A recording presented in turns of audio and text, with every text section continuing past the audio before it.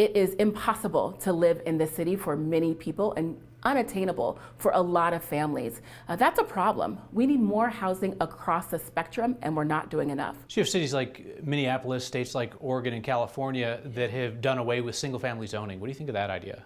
You know, that is something that I think we need to talk to more Denverites about. I think doing away with anything completely is probably not the answer. Issue of rent control came up a lot at the state legislature. Denver would need the state's permission to do more with rent control. Mayor Hancock was opposed to that.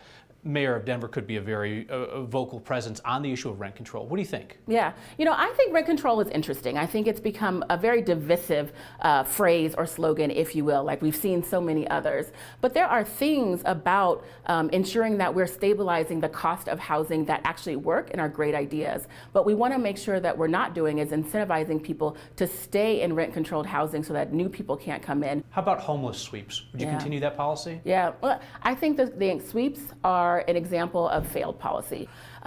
No one should be living on the streets. That's not dignity. I don't think the people of Denver want folks to live on the streets, but we can't just say, you have to go, but we don't have anywhere to take you to, right? We don't have any options for you. And so the issue that I see right now with homelessness is not necessarily just looking at the encampments. It's about Denver's steep trajectory into homelessness. That's the problem. We are seeing people going into homelessness right now at rates that Denver has never seen before. Herod made history in 2018 when she was the first openly LGBTQ African American in the state legislature, and she'd make history again as Denver's first LGBTQ mayor, first woman to ever hold that office. Former Chamber President Kelly Brough and longtime City Councilwoman Debbie Ortega, the two most prominent names already in the mayor's race, they would obviously also break that barrier. So I think one thing that is going to be front and center in this race is her record on police reform. That's her biggest accomplishment in the state legislature, and she's framing that as a bipartisan accomplishment, which it was. And while she's been highly critical of a lot of police practices, I mean, she straight up called the Aurora Police Department racist, which we should note a court agreed with her on that. She did not say that Denver police were racist when I asked her that. She said there's some individual bad actors on the force, but she's seen some things move in a positive direction. And she's happy to take credit for the STAR program, where they send mental health professionals out. She had a big role in that. But when you say her work in the state legislature, she plans to stay in the state legislature while running, and that could be complicated.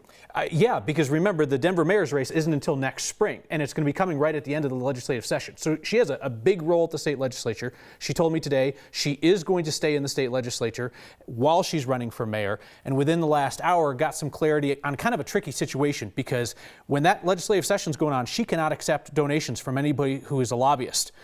She could hypothetically take the money in the mayor bucket at the same time she's legally prohibited from taking it in the campaign bucket. Told me this afternoon she will not do that. She'll abide by the same ethical guidelines that stick to her legislative account on the mayoral side. Well, like you said, 3 really prominent women. Eventually, we'll probably see like 12 to 15 people in this race. Some man's getting in. Trust me, there's a man with the confidence to say he needs to be mayor. But no, there's 3 very prominent women who want the job. All be very serious candidates. 2 months to the midterms, that's a sprint, but 6 months to the mayoral race, so that'll be a bit of a longer run. We'll be following it throughout, and we appreciate you bringing us the latest on that. Absolutely. Thanks, Kyle.